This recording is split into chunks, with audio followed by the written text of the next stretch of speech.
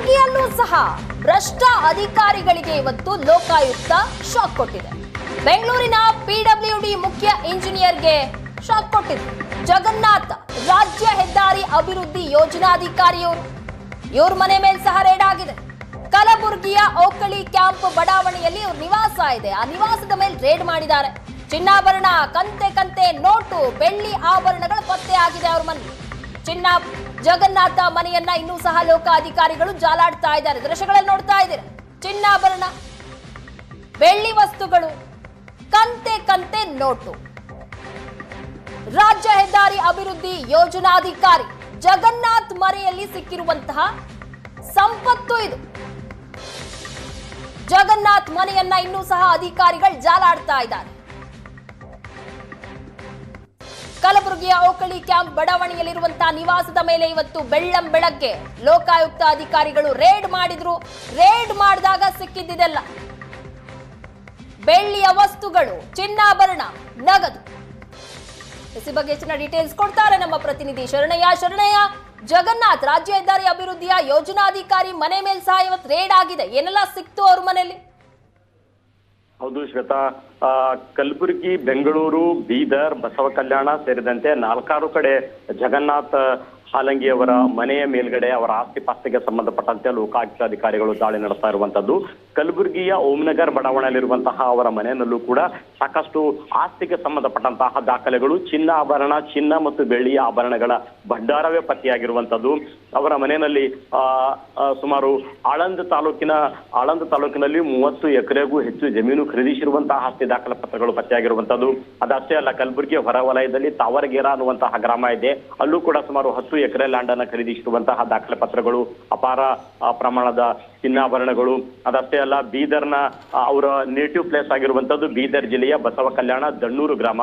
ಅಲ್ಲೂ ಕೂಡ ಅವರ ಪಿತ್ರಾರ್ಜಿತ ಆಸ್ತಿ ಇರುವಂತದ್ದು. ಜೊತೆಗೆ ಅಲ್ಲಿ ಒಂದು ಫಾರ್ಮ್ ಹೌಸ್ ಕೂಡ ಇರುವಂತದ್ದು ಆ ದಣ್ಣೂರು ಗ್ರಾಮದಲ್ಲಿ. ಆ ಫಾರ್ಮ್ ಹೌಸ್ ನಲ್ಲೂ ಕೂಡ ದಾಳಿಯನ್ನು ನಡೆಸಿ ಅಲ್ಲಿ ದಾಖಲೆ ಪತ್ರಗಳ ಪರಿಶೀಲನೆ ಅಲ್ಲೂ ಕೂಡ ನಡೆಸಲಾಗ್ತಾ ಇದೆ. ಬೆಂಗಳೂರಿನ ಮನೆಯಲ್ಲೂ ಕೂಡ ದಾಖಲೆ ಪತ್ರಗಳ ಪರಿಶೀಲನೆ ನಡೆಸಲಾಗ್ತಾ ಇದೆ. ಹಾಲಂಗಿ ದಂಪತಿಗಳು ಬೆಂಗಳೂರಿನ ಮನೆಯಲ್ಲೇ ಇರುವಂತದ್ದು ಮಾಹಿತಿ ಲಭ್ಯವಾಗಿರುವಂತದ್ದು. ಕಳೆದ 2-3 ತಿಂಗಳಿಂದಷ್ಟೇ ಭವ್ಯ ಪ್ರಮಾಣದಲ್ಲಿ ಅವರ ಮಗಳ ಮದುವೆಯನ್ನು ಕೂಡ ಮಾಡಿದ್ರು. ಇನ್ನು 5-6 ತಿಂಗಳಲ್ಲಿ ರಿಟೈರ್ಮೆಂಟ್ ಆಗುವಂತಹ ಸಂದರ್ಭ ಕೂಡ ಅವರಿಗಿರುವಂತದ್ದು. ಆದಾಗ್ಯೂ ಇವತ್ತು ಲೋಕಾಯುಕ್ತ ದಾಳಿ ನಡೆಸಿ ಇರುವಂತಹ ಸಂದರ್ಭದಲ್ಲಿ ಅವರು ಕೂಡ ಕೋಟಿ ಕುಳ ಅನ್ನುವಂಥದ್ದು ಪತ್ತೆಯಾಗ್ತಾ ಇದೆ. ಇದುವರೆಗೂ ಕೂಡ ಇನ್ನೂ ದಾಖಲೆ ಪರಿಶೀಲನೆ ಕಾರ್ಯ ಲೋಕಾಯುಕ್ತ ಅಧಿಕಾರಿಗಳಿಂದ ಮುಂದುವರಿತಾ ಇರುವಂತದ್ದು. ಇನ್ನೇನು ಸಿಗ್ತದೋ ಅನ್ನೋದು ಗೊತ್ತಾಗಬೇಕಾಗಿರುವಂತದ್ದು. ಕಲಬುರಗಿಯ ಮನೆಯಲ್ಲಿ ಅವರ ಹಳೆಯ ಮಾತ್ರ ಇರುವಂತದ್ದು. ಅವರ ಹಳೆಯನನ್ನ ಕರ್ಕೊಂಡು ಲೋಕಾಯುಕ್ತ ಅಧಿಕಾರಿಗಳು ಬ್ಯಾಂಕ್ನ ಲಾಕರ್ಗಳನ್ನ ಪರಿಶೀಲನೆ ಮಾಡಲಿಕ್ಕೆ ಕರ್ಕೊಂಡು ಹೋಗಿರುವಂತದ್ದು. ಒಟ್ಟಾರೆ ಇನ್ನೂ ದಾಖಲೆ ಪತ್ರಗಳ ಪರಿಶೀಲನೆ ನಡೀತಾ ಇದೆ. ಇನ್ನಷ್ಟು ಅಪಾರ ಪ್ರಮಾಣದಲ್ಲಿ ಸಿಗುವಂತಹ ಸಾಧ್ಯತೆಗಳು ಕೂಡ ವ್ಯಕ್ತವಾಗ್ತಾ ಇರುವಂತದ್ದು. ಶರಣಯ್ಯ, ಜಗನ್ನಾಥ್ ಅವರ ಸಂಪತ್ತು ದೊಡ್ಡದಾಗಿದೆ ಅನ್ನೋದು ನೋಡಿದ್ರೇನೆ ಗೊತ್ತಾಗ್ತಾ ಇದೆ. ಹಾಗಾಗಿ ಎಷ್ಟು ಅಧಿಕಾರಿಗಳು ಬಂದಿದ್ದಾರೆ, ಎಷ್ಟು ಟೀಮ್ ಮಾಡ್ಕೊಂಡಿದ್ದಾರೆ, ಎಲ್ಲೆಲ್ಲೆಲ್ಲ ರೇಡ್ ಆಗಿದೆ ಇಲ್ಲಿವರೆಗೂ ಸಹ? ಲೋಕಾಯುಕ್ತ ಎಸ್ಪಿ ಉಮೇಶ್ ಅವರ ನೇತೃತ್ವದಲ್ಲಿ ಕಲಬುರಗಿನಲ್ಲಿ ದಾಳಿ ನಡೀತಾ ಇರುವಂತದ್ದು. ಇಲ್ಲಿ 4 ಜನ ಡಿವೈಎಸ್ಪಿಗಳಿದ್ದಾರೆ.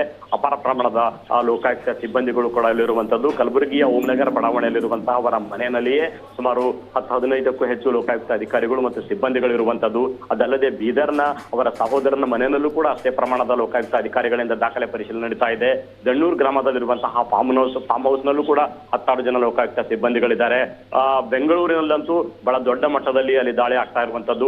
ಅಲ್ಲಿ ಈ ಹಾಲಂಗಿ ಮತ್ತು ದಂಪತಿಗಳು ಕೂಡ ಅಲ್ಲೇ ಇರುವಂತದ್ದು. ಅಲ್ಲಿ ಅಪಾರ ಪ್ರಮಾಣದ ಚಿನ್ನ, ವಿಶೇಷವಾಗಿ ಬೆಂಗಳೂರಿನ ಮನೆಯಲ್ಲಿ ಅಪಾರ ಪ್ರಮಾಣದ ಚಿನ್ನ ಪತ್ತೆ ಆಗಿದೆ ಅನ್ನುವಂತಹ ಮಾಹಿತಿ. ಕಲಬುರಗಿ ಮನೆಯಲ್ಲಿ 1.5 ಲಕ್ಷಕ್ಕಿಂತ ಹೆಚ್ಚಿನ ನಗದು ಕೂಡ ಇಲ್ಲಿ ಪತ್ತೆಯಾಗಿರುವಂತದ್ದು. ಒಟ್ಟಾರೆ ಹಾಲಂಗಿ ಅವರು ಕಲಬುರಗಿನಲ್ಲೂ ಕೂಡ PWD ಇಲಾಖೆಯಲ್ಲಿ ಮುಖ್ಯ ಇಂಜಿನಿಯರ್ ಆಗಿ ಕೆಲಸ ಮಾಡಿರುವಂತವರು. ಇದೀಗ ಬೆಂಗಳೂರಿನಲ್ಲಿ ರಾಜ್ಯ ಹೆದ್ದಾರಿಯ ಯೋಜನಾ ಅಧಿಕಾರಿಯಾಗಿ ಕೆಲಸ ನಿರ್ವಹಿಸ್ತಾ ಇದ್ದಾರೆ. ಕೇವಲ ಇನ್ನು 6 ತಿಂಗಳು ಕಳೆದ್ರೆ ಅವರು ರಿಟೈರ್ಮೆಂಟ್ ಹಂತಕ್ಕೆ ಬಂದಿರುವಂತದ್ದು. ಅವರ ಮನೆಯಲ್ಲಿ ಅಪಾರ ಪ್ರಮಾಣದ ಕೋಟಿಗಟ್ಟಲೆ ಬೆಲೆ ಬಾಳುವ ಆಸ್ತಿ ಪಾಸ್ತಿಗೆ ಸಂಬಂಧಪಟ್ಟಂತಹ ದಾಖಲೆಗಳು ಪತ್ತೆ ಆಗ್ತಾ ಇದ್ದಾವೆ, ಚಿನ್ನಾಭರಣಗಳು ಪತ್ತೆ ಆಗ್ತಾ ಇದಾವೆ. ಇವರ ಭಂಡಾರವನ್ನು ಅಗೆಯುವ ಕೆಲಸ ಲೋಕಾಯುಕ್ತ ಅಧಿಕಾರಿಗಳಿಂದ ಈಗಲೂ ಕೂಡ ಮುಂದುವರೆದಿದೆ. ಥ್ಯಾಂಕ್ ಯು ಶರಣಯ್ಯ ನಿಮ್ಮೆಲ್ಲ ಡೀಟೇಲ್ಸ್ಗಾಗಿ.